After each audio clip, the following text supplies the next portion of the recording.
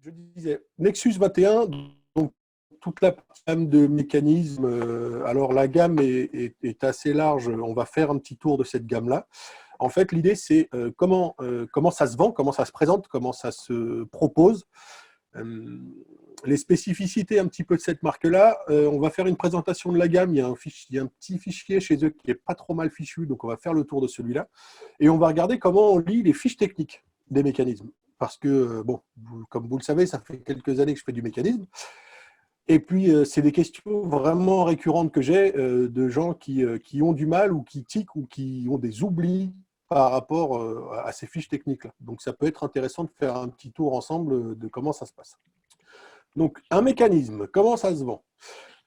Bien souvent, on présente ça comme étant un accessoire au téléviseur. Et un accessoire qui coûte 3 fois, 4 fois, parfois même 10 fois le prix du téléviseur, ça ne s'appelle plus un accessoire. Ça s'appelle vraiment un produit.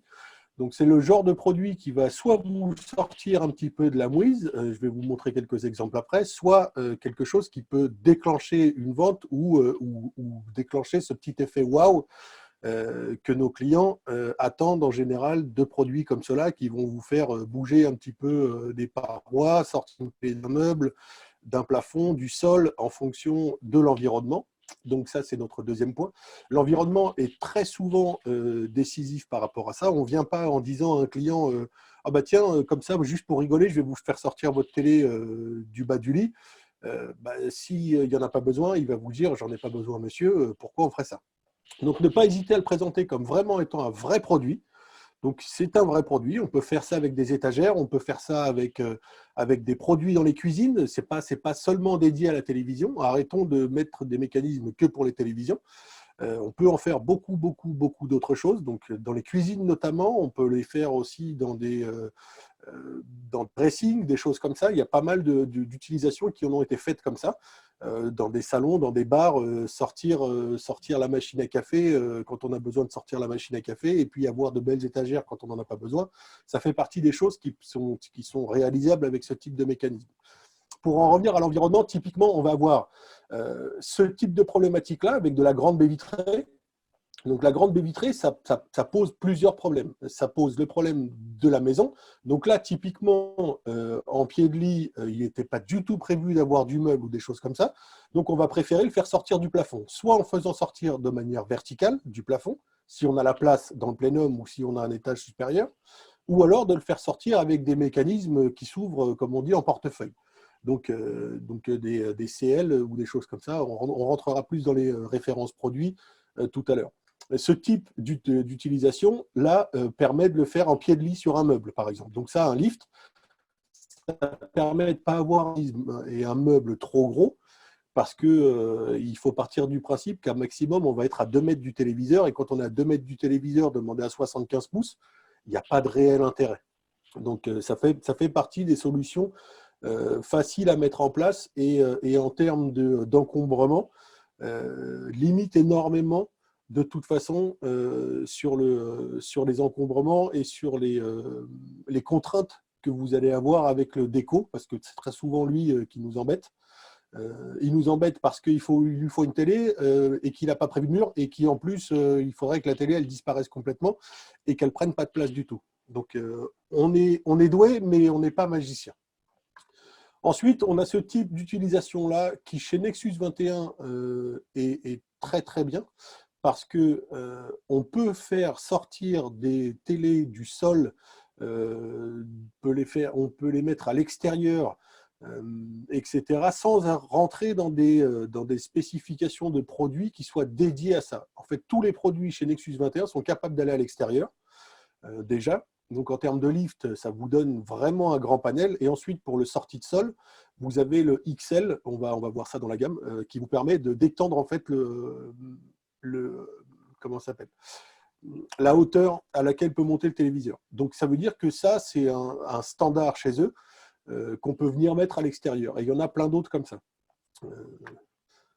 Ça nous change de certains produits.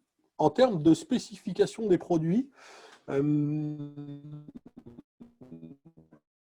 la mécanisme est toujours la même. C'est des petits moteurs en fait de chez Linac. Linac qui fabrique pour, allez, 95% des gros fabricants de mécanismes utilisent des moteurs de chez Linac. Ils ont une gamme énorme avec ce qu'on appelle une petite control box. C'est un petit boîtier en fait, sur lequel on vient raccorder tous ces moteurs qui permet de les alimenter, de les synchroniser et de les contrôler. Donc, c'est pilotable IR, c'est pilotable RF, toujours chez eux. C'est pilotable en contact sec. Donc, c'est soit IR, soit RF. Et les contacts secs, nous, on les demande toujours. Comme ça, vous les avez, vous pouvez faire le contrôle. Et arrive de plus en plus le contrôle IP chez eux. Donc, il y a le Apex, par exemple, qui est déjà comme ça. La nouvelle version du lift inversé avec rotation arrive aussi en pilotage IP. Et on peut rajouter cette option-là. Ça vous permet de faire un contrôle en bidirectionnel et en IP. Donc, il y a certaines fois où c'est quand même assez demandé d'avoir un contrôle comme ça avec du bidirectionnel et pouvoir faire après de la contrainte de savoir des commandes, est-ce qu'on fait, est-ce qu'on ne fait pas. Bien qu'il y ait toujours ces fameux contacts secs qui vous permettent de savoir dans quelle position est le mécanisme, pour pas que l'une ne se casse. Donc pour ceux qui sont à rotation, il a un contact sec, il revient en position. Une fois que le contact est fermé, il sait qu'il peut descendre. Donc, ensuite, qu'est-ce qu'ils ont?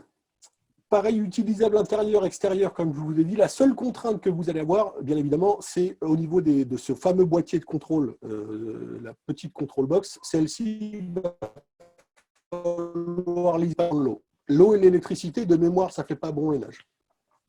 Mais par contre, tout le reste est fait pour fonctionner à l'extérieur.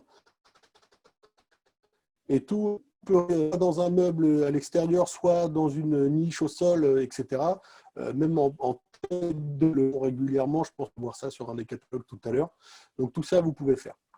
Donc la gamme de mécanismes, on va du petit écran 15-20 pouces jusqu'à 90 pouces dans la gamme.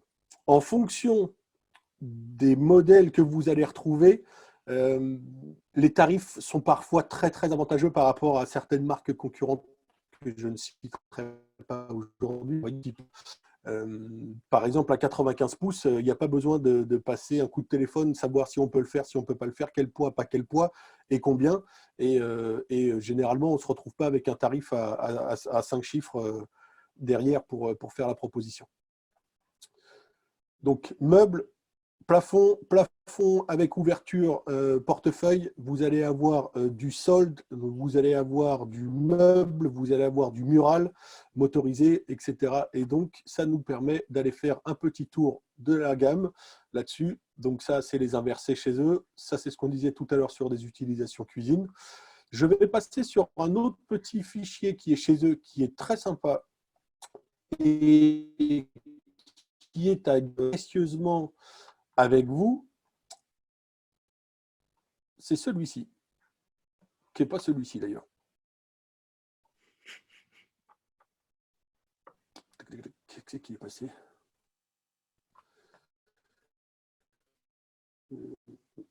OK.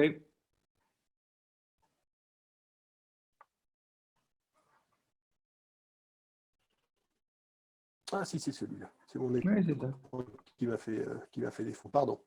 C'est bien celui-ci. Donc en fait, lui vous permet de récupérer en fait toute la gamme des mécanismes.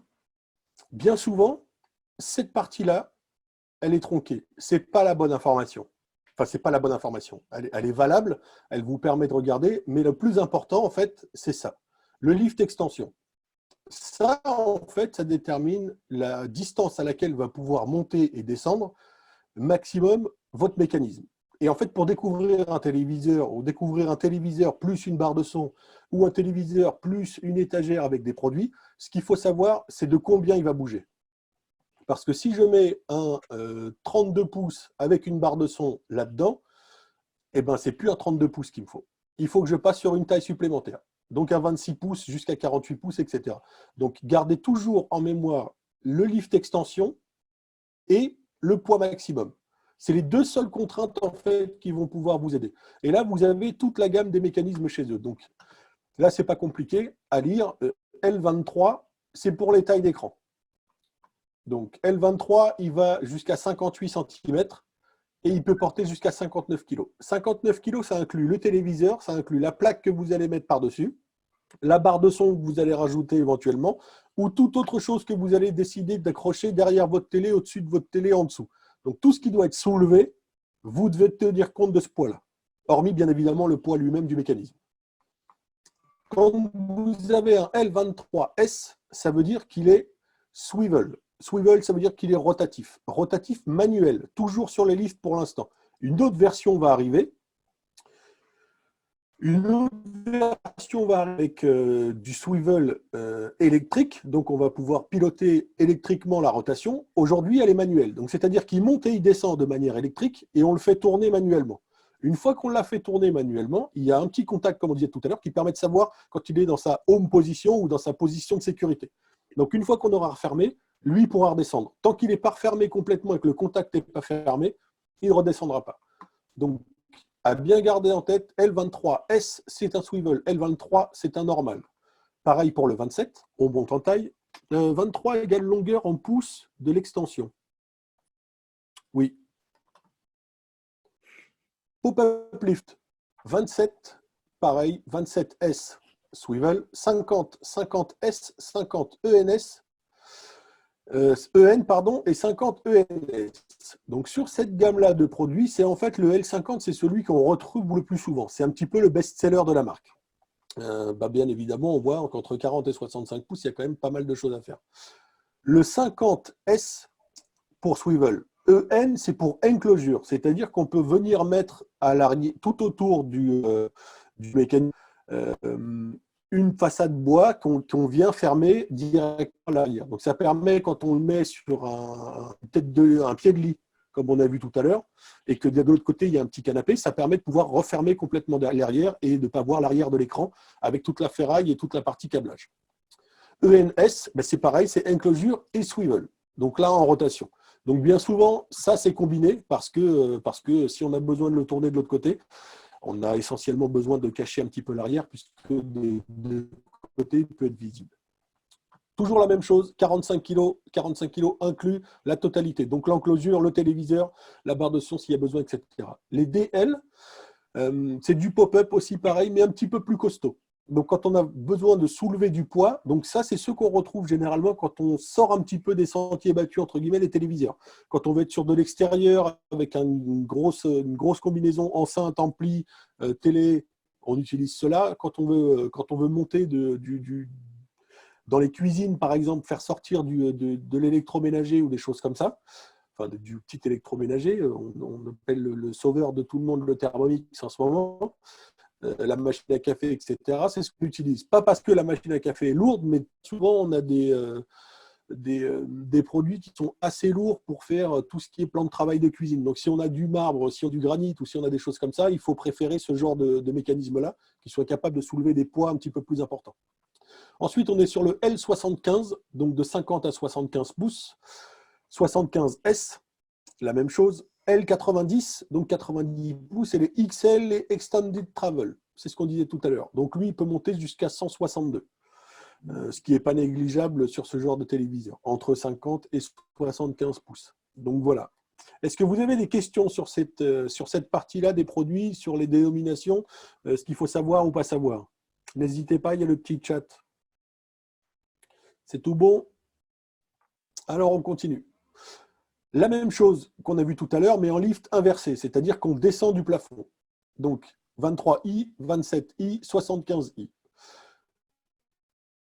Toujours pareil. Là, on n'a pas de encore. Le swivel a été présenté sur le CEDIA et sur l'ISE cette année. Il est d'ici juin, juillet, à condition que ça n'a pas été trop retardé avec ce qui nous pousse à rester chez nous en ce moment. CL, c'est la partie ouverture portefeuille. Alors pareil, à la différence d'une autre marque que vous connaissez et que je connais un petit peu, là, il n'y a qu'un seul modèle qui va de 50 à 65 pouces en termes d'ouverture. Pareil, a été présenté celui avec le télescope, donc il va permettre de faire descendre le téléviseur. C'est pareil, c'est prévu pour juin-juillet cette année. Donc du lift inversé, bien évidemment, rien d'exceptionnel. C'est exactement les mêmes mécanismes que ceux qui montent et qui descendent, sauf qu'ils descendent et ils remontent. Le point noir de la marque, c'est celui-là. Voilà, je vais être très clair avec vous. Je ne sais pas pourquoi c'est si cher que ça, pourquoi c'est si bloqué que ça. Donc, on va faire un truc très simple, c'est hop, on change de page. Il n'y a vraiment aucun intérêt pour que je vous en parle, donc je ne vous en parle pas. Le transcende, ce mécanisme-là, Nassim, très connu excuse-moi si je des gens peux, qui font du mécanisme. Oui, si je peux t'interrompre une seconde. On a tu une peux. solution pour les projecteurs chez DT Screen où c'est du mirror drop, où au lieu de faire bouger tout le projecteur, on fait bouger un miroir et ça permet d'avoir des mécanismes plus fiables et moins chers. Voilà. Après, on pourra en parler plus en détail. Merci, jeune homme. Je t'en prie. On enchaîne, transcende. Donc ça c'est un mécanisme qu'on connaît un petit peu, qu'on n'utilise pas souvent, mais qu'on utilise quand même un petit peu. Ça permet en fait, quand on a positionné le téléviseur assez haut, parce qu'on a des contraintes de cheminée ou de choses comme ça, de pouvoir faire descendre un petit peu le télé, de l'avancer. Et surtout de le faire tourner un petit peu directement pour le visualiser. Donc ça fait partie des mécanismes qui sont utilisés assez rarement. Et dans l'autre sens, c'est-à-dire de bas vers le haut, non, il n'y en a pas. Et dans l'autre sens, tu peux pas le mettre parce que les forces sont pas faites pour fonctionner dans ce sens-là. J'ai déjà eu affaire à ça dans le passé et c'est pas possible de le récupérer. Comme je disais tout à l'heure, les moteurs sont un petit peu les mêmes partout, les lines sont un petit peu les mêmes partout. Ce qui me pousse à vous parler de ces produits-là assez facile parce que toutes les bases de produits sont des linéaques et tous ces moteurs-là, on les connaît. Donc, ou du moins, je les connais. Et ça, c'est sûr que tu ne pourras pas le faire dans l'autre sens. Et je ne connais pas de fabricant qui fasse ça. C'est un petit peu dommage parce que ce n'est pas quelque chose de très compliqué à faire. On arrive à le faire avec une porte de cuisine. Je ne vois pas pourquoi on n'arriverait pas à le faire avec une télé. Mais dans l'autre sens, malheureusement, ça n'existe pas. Euh, donc, à garder en tête, c'est pas celui qu'on retrouve le plus souvent, c'est pas celui qui nous sort le plus souvent de la mouise ou que les clients préfèrent en termes de scénario, je dirais, mais à utiliser. Donc, les L, c'est ce qu'on disait tout à l'heure, c'est ceux qui nous cachent les boîtes. Donc, deux modèles, hein, avec des poids différents et avec des tailles différentes, qu'on peut utiliser aussi. La technologie, c'est exactement la même, les moteurs, c'est exactement les mêmes. On reste sur des choses assez classiques. Ensuite, on a une petite gamme chez eux d'accessoires. On va les voir après sur la prochaine partie de la présentation. Je vous montrerai un petit peu plus. Donc, on a une étagère pour mettre des appareils. On a une étagère pour enceinte. On a un support de son. Donc, la différence entre l'étagère et le support, c'est vraiment une étagère sur laquelle on vient poser l'enceinte.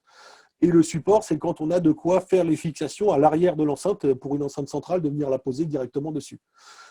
Ensuite, le Stealth Control Module, à ne pas confondre avec les enceintes invisibles, c'est juste que lui est invisible et c'est en fait un petit module qui va vous permettre de piloter votre mécanisme, de l'asservir en fait avec la télécommande de votre téléviseur ou autre d'ailleurs. Donc ça, je ne l'ai pas testé encore, pour être honnête. Mais à la limite, il y a d'autres façons de le piloter, ça, et de la servir avec eux. Alors, les control box chez eux, comme je le disais tout à l'heure, ont des contacts secs. On peut s'amuser en fait à jouer avec les contacts et de mettre une petite carte contact derrière avec une USB derrière le télé. Quand on allume la télé, l'USB s'allume, ça nous ferme un petit contact et on fait sortir le télé. Donc ça, c'est des choses qu'on peut voir au cas par cas, mais ça existe. Et ensuite, on a les hinge top. Hinge top, c'est ce qui va vous permettre de pousser une trappe, en fait. Sur beaucoup d'images chez eux, c'est toujours la trappe qui monte et qui descend avec le télé, mais on a aussi la possibilité de le faire en poussant directement la trappe à l'arrière, comme on le voit plus souvent d'ailleurs, et pas mal de gens préfèrent cette option-là. Je ne vous cache pas que je fais un petit peu de lobbying en interne pour qu'on puisse intégrer ça en fait. À chaque fois qu'un mécanisme est parti, vous allez avoir la possibilité soit d'avoir les hinges, soit d'avoir le top qui monte et qui descend. Et comme ça, vous pouvez le changer à n'importe quel moment. Si l'archive vous demande de le modifier, si quoi que ce soit arrive sur l'installation, que vous ayez tout ce qu'il vous faut, et je vous montrerai après sur la partie plan ce qu'il faut aussi prévoir dans ce cas-là. Mais voilà, donc ça, je vais essayer de faire en sorte que ce ne soit plus un accessoire à acheter, à commander, à penser à commander à l'avance. Je voudrais qu'il soit directement dedans. Je vous dirai ce qu'il en est plus tard de ça. Est-ce que vous avez des questions là-dessus? Non. Alors, on peut continuer. Je vais vous montrer maintenant, on va revenir un petit peu sur la présentation parce que j'ai ce petit Apex que je voudrais vous montrer. S'il veut bien me partager mon écran.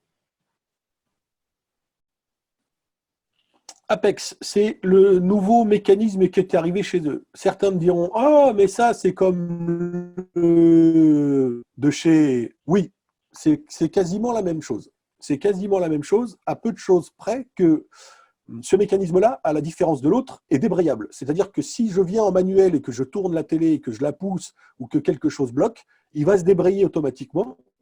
Donc, on ne viendra pas casser quoi que ce soit ou pincer les doigts ou que sais-je, sachant que peut-être aujourd'hui dans la formation, il y a quelqu'un qui a déjà eu une petite mésaventure, le seul d'ailleurs, je dois l'avouer, une mésaventure avec son doigt et un mécanisme. Mais voilà, donc celui-ci est débrayable, il sait à tout moment dans quelle position il est pilotable en IP. Les drivers d'ailleurs sont disponibles. Il est bidirectionnel en pilotage. Il est livré avec sa petite boîte d'encastrement que vous avez à l'arrière.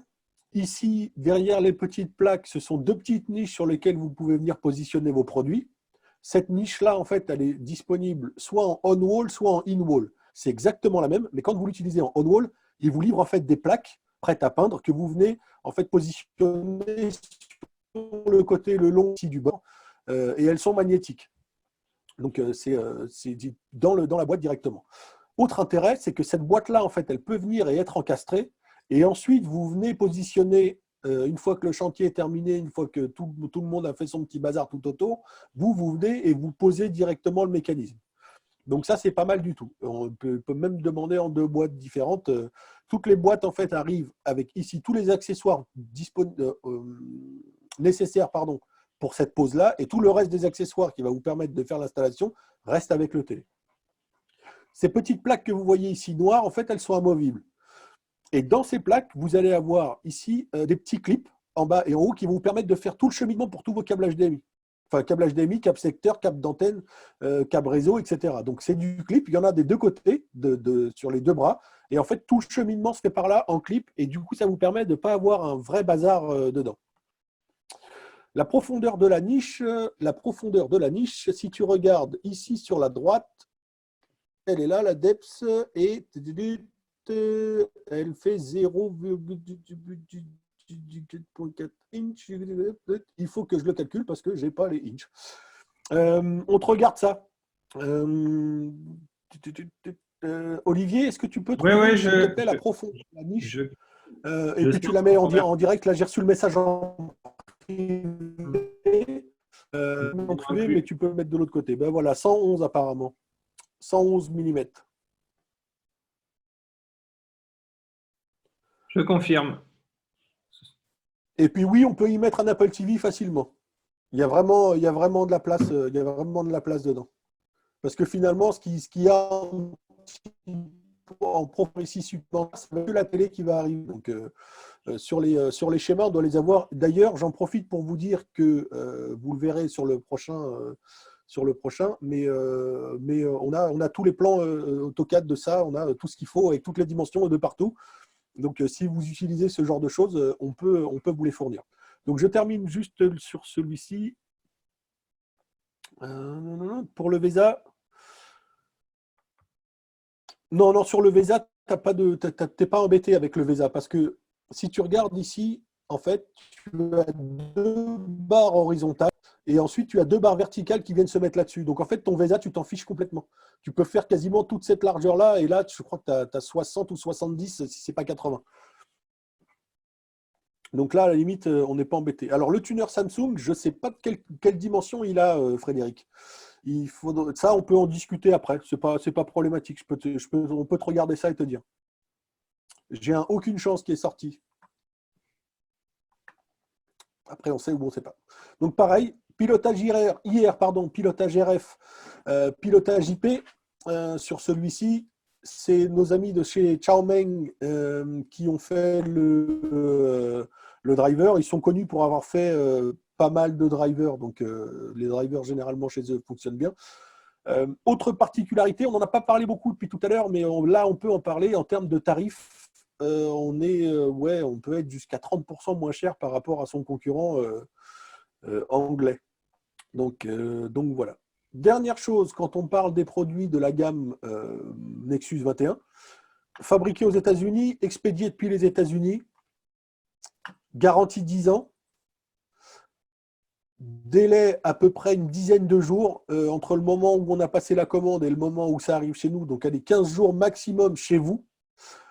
Ça, je sais aussi que ça faisait partie des choses à faire évoluer par rapport à d'autres produits. Donc, vous avez vos garanties là-dessus, donc 10 ans sur tous les mécanismes. Vous avez 2 semaines de délai. Certains tarifs sont quand même beaucoup plus avantageux, d'autres sont quasiment sur les mêmes bases. Après, ce qui fera la différence, c'est ma jolie barbe blanche et le délai, surtout, parce que ma barbe, finalement, il ne fait pas grand-chose. Donc voilà, à garder en tête là-dessus. Ah oui, oui, ça change des 4 à 6 semaines départ usine qu'on avait l'habitude de donner parce que c'était départ usine, effectivement, ces délais-là. Donc, quel que soit le lift en plus, c'est ça qui est intéressant chez eux, c'est quel que soit, c'est toujours en stock. Par contre, quand il y a toujours un inconvénient. L'inconvénient chez eux, qui finalement n'en est pas un, je vais vous expliquer pourquoi, c'est qu'ils ne font pas de custom. Donc si on me dit Nassim, moi je veux avoir ce mécanisme-là, mais je veux que ma télé en même temps, elle tourne comme ça et qu'elle fasse la toupie et que quand mon fils il est méchant, elle puisse le gifler quand il passe. Avec d'autres marques, on aurait pu dire oui. Ça fait 400 000 euros, c'est 18 semaines de délai. Ça arrivera. Moi, je dis directement non. C'est pas possible. Ça n'existe pas. Donc voilà, c'est l'inconvénient chez eux. Ça n'existe pas, on ne peut pas faire de custom. Je sais qu'il y a beaucoup de gens qui aiment faire du custom, ou pas, ou ne serait-ce qu'en demander, mais là, malheureusement, c'est vrai que je n'aime pas dire non, mais là, oui, je dirais non. Je dirais non à chaque fois parce qu'il n'y a pas de custom chez eux. Ça permet de raccourcir les délais, ça permet d'avoir du stock sur des mécanismes, mais le pendant à ça, c'est que on ne peut pas faire de choses miraculeuses avec la gamme de chez Nexus. C'est clair pour tout le monde? Des questions?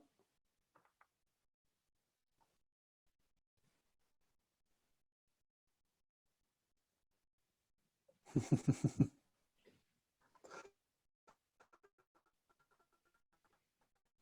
va passer maintenant à la partie en lire les fiches techniques.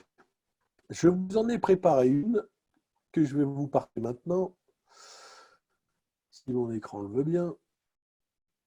Vous devriez l'avoir. Donc ça, en fait, c'est ni plus ni moins qu'un mécanisme que j'ai récupéré avec une petite option Inch Top Guide que vous voyez ici et avec un support de barre de son. La taille de la control box, toi, tu es assez vieux, David, pour avoir connu ça.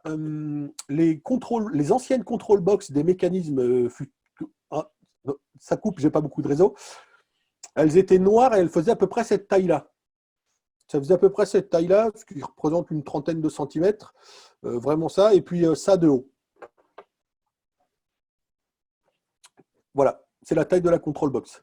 Donc ça fait peut-être 25 cm par 10 par 4, 5 de haut. C'est un boîtier noir, en fait, il y a tout un tas de petites interconnexions dessus. Et puis, on vient mettre les récepteurs infrarouges et le boîtier de contact sec dessus. Voilà pour la control box. Alors, j'en reviens à mon petit module ici. Ça, c'est le support de la barre de son. Le support télé, comme on a vu tout à l'heure, ça répond aussi à la question des VESA, les problèmes ne se posent plus. Il y a ces barres verticales-là qui sont fixées derrière le télé et on vient en fait accrocher sur cette grosse plaque qui est à l'horizontale derrière. Ici, c'est la vue de côté. Donc, on a ici notre petite barre de son, ici notre petit support, ici notre petit hinge. Comme on l'a dit tout à l'heure, la chose qu'il faut regarder, c'est le mouvement maximum que vous allez avoir ici. Mouvement maximum, vous l'avez toc, toc, toc, par là. Et for this model, the length, travel, 998. Donc, vous savez qu'au maximum, votre télé va pouvoir partir sur 998 mm. Donc, en gros, ce que vous voyez ici, là, en dessous du meuble, jusque là, il faut que vous ayez moins de 998. Sinon, vous ne pourrez pas sortir et révéler l'intégralité de votre télé et de votre barre de son. Donc, en gros, ici, ils vous ont facilité les calculs. Vous allez avoir toutes les formules sur lesquelles vous avez juste à poser les dimensions de vos appareils. Ou alors, vous l'avez ici. On parle toujours, quand on est sur des tailles de meubles, de mécanismes, de dimensions intérieures. Parce que l'extérieur, finalement, on s'en fiche un petit peu. Si vous avez ici une planche qui fait 4 mètres de haut, eh ben, ce n'est pas très grave. Nous, on va toujours bouger de la même taille. Et cette plaque de 4 mètres de haut, on s'en fiche royalement. Nous, on a juste besoin de ressortir. Donc, on parle toujours de dimension intérieure, on ne parle jamais de dimension extérieure. Parce que la largeur de ça, on s'en fiche un peu. Ça peut très bien être sur un long comptoir ou un long meuble. Et nous, on va ne faire sortir que cette partie-là où on a besoin d'avoir la niche du téléviseur. Donc, en gros, la hauteur, ce n'est pas compliqué. C'est la hauteur plus la hauteur du télé, plus la hauteur de la barre de son, plus 2 inches. Ou 29,5 inches. On va revenir sur le ou après. Donc là, en fait, vous faites votre calcul. La hauteur du télé plus la hauteur plus 51. Si cette addition-là, elle est inférieure à 750, alors ce sera 750. Pourquoi? Parce qu'en fait, c'est la hauteur minimum que va nécessiter le meuble pour venir accueillir le mécanisme. Donc, on a toujours une notion de taille ici avec un minimum à respecter et un maximum à ne pas dépasser.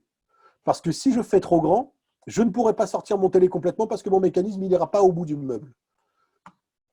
Idem ici, si jamais j'ai mon téléviseur et ma barre de son, etc., qui sont plus petits que les 750 et que je fais mon meuble en gardant en considération ces dimensions-là, eh ben, je n'arriverai pas à fermer mon meuble. Donc quoi qu'il arrive, enfin, je n'arriverai pas à mettre mon mécanisme dans le meuble.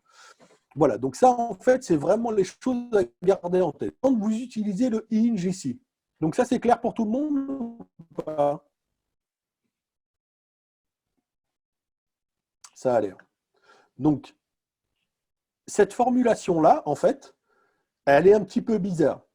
Le whichever is greater, c'est vraiment des expressions à l'anglaise. Donc, on a tendance à se dire, j'ai pas pigé, je m'en occupe pas, et en fait, c'est ça qui va vous mettre dedans.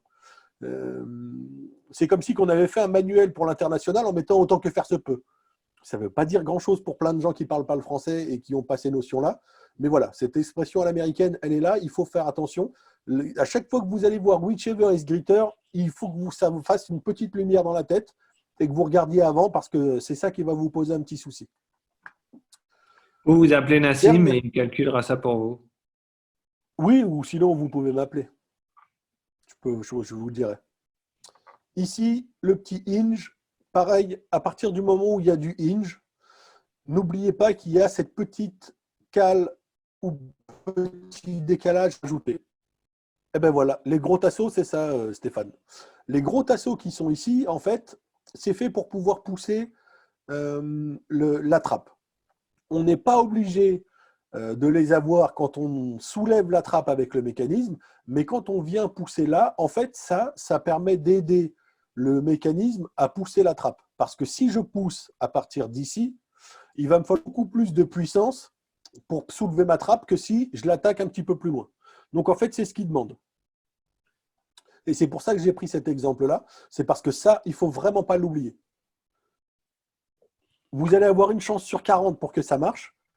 Mais vous savez très bien comment ça se passe dans ce métier. Vous avez une chance sur 1000 que ça vous arrive, et ben ça vous arrive. Donc, autant que faire se peut, oui, chez le gritter, rajoutez cette petite cale quand vous savez que vous allez devoir pousser. Si vous n'en avez pas besoin et que la trappe, elle monte et elle descend, et que vous avez besoin de faire un minimum d'encombrement, parce que ça, c'est ce qu'on vous demande souvent, oubliez cette petite option-là et faites monter et descendre la trappe avec.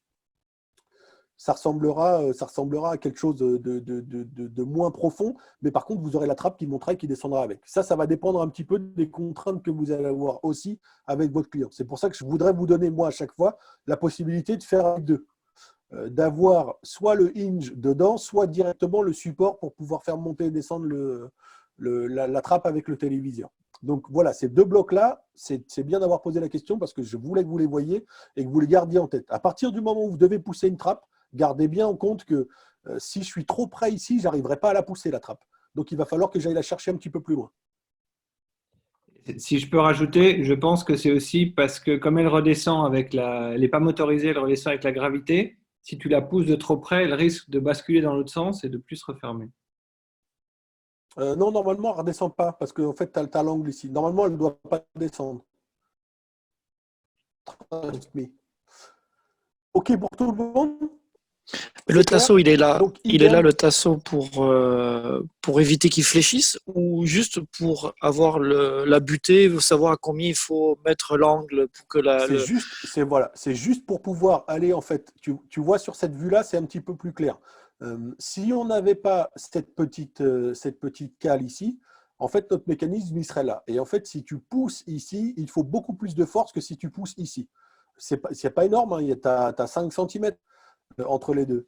D'accord, mais il n'y a pas 5 de centimètres, ça fixation fait avec ce vraiment la tasso différence en termes de force. sur le haut du lift.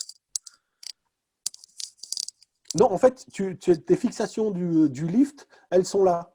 Tu as une Uniquement en plaque bas. ici D'accord. verticale qui est fait dessus, et tu as ici une autre plaque que tu viens fixer. En fait, c'est tes points de fixation. C'est pour ça que les cales, elles sont là, en fait. Donc, en fait, ton mécanisme, Ok. il repose sur ces deux tasseaux-là, qui lui-même est solidaire du reste du mécanisme.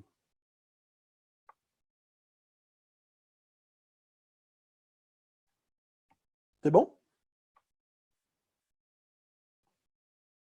Donc après, tout le reste découle de ça. Le calcul, c'est exactement le même. Pour la trappe du dessus, on part sur les dimensions intérieures, on découpe et on garde de sécurité. Donc 2, 2, 2, 2. Si soin de connaître la hauteur de la barre de son, on a pris soin de connaître le poids de la barre de son et on a pris soin de connaître la trappe ici si elle reste dessus.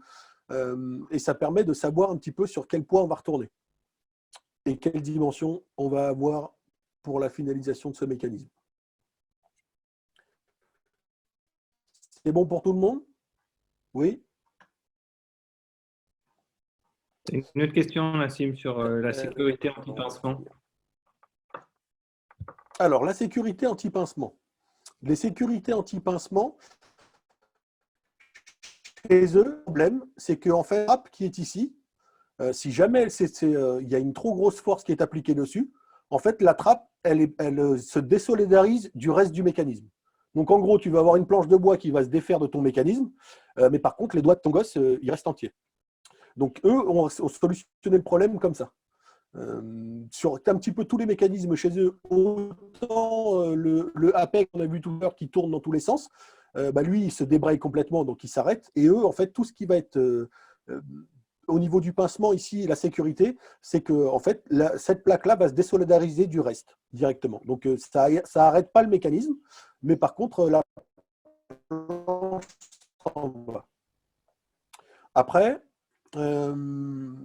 si vraiment vous avez besoin d'une grosse sécurité là-dessus, en plus parce que c'est un endroit sensible, c'est un lieu public ou des choses comme ça, n'oubliez pas que vous avez toujours cette fameuse possibilité de contact sec. En gros, vous avez un contact qui vous permet de faire stop sur le mécanisme. Et après, rien ne vous empêche de récupérer un détecteur infrarouge ou un détecteur de présence ou un détecteur de vibration ou un système anti-pincement d'une bagnole, par exemple.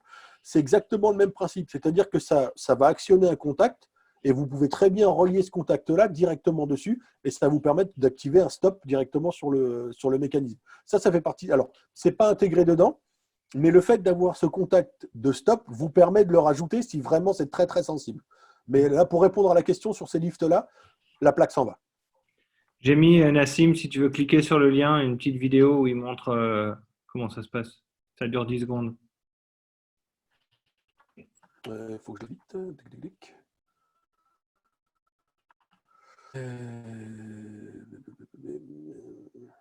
Oh, je ne l'ai pas. Non, il ne veut pas me la partager.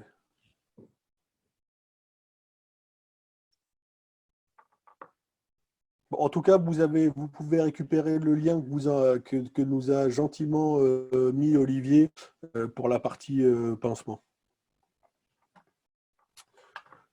Pas d'autres questions ?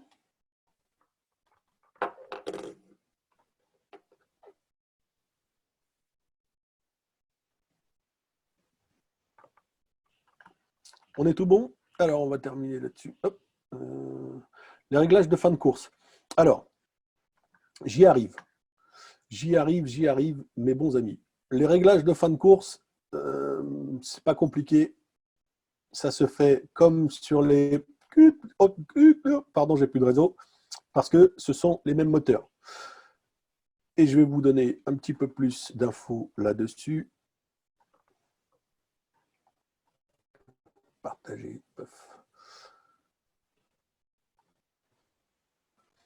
Vous allez avoir sur le Partner Zone ou sur le portail de chez Nexus 21 la possibilité de télécharger tout ce qui va être brochure, tout ce qui va être dessin technique, tout ce qui va être guide d'installation, etc. Vous avez tout de disponible, soit directement sur Partner Zone, soit sur le deal portal de chez eux, avec un mot de passe très compliqué qui s'appelle Dealer Support. Donc, ça, toutes les notices, elles sont en ligne tout le temps, soit chez nous, soit chez eux. Vous pouvez les télécharger, bien évidemment, vous pouvez les garder. Tous les manuels et toutes les façons de programmer les fins de course sont les mêmes parce que tous les mécanismes et tous les moteurs sont les mêmes. Donc ça, vous n'allez pas avoir de surprise là-dessus. Pareil pour le Apex, vous allez avoir tous les manuels. Donc tout est là. Vous pouvez tout récupérer et tous les cadres sont disponibles et téléchargeables. Si vous avez des demandes et que vous ne savez pas faire, par exemple, d'intégrer le meuble, enfin dans le meuble, le mécanisme, ou dans le mur, ou dans le plafond, etc., et que vous avez les cadres et que l'archive vous demande de vous les intégrer, vous pouvez nous demander à le faire. On a un service pour ça chez Genesis. C'est notre chère amie Amanda qui fait ça, qui est une archi d'ailleurs. Et en fait, si vous avez besoin et que vous n'avez pas les outils ou la compétence, voire les deux, de le faire, vous pouvez nous demander de le faire. Ça, on peut vous le faire. On peut vous fournir les cadres et on peut vous fournir le schéma avec l'implantation si vous nous envoyez bien évidemment le cadre du projet.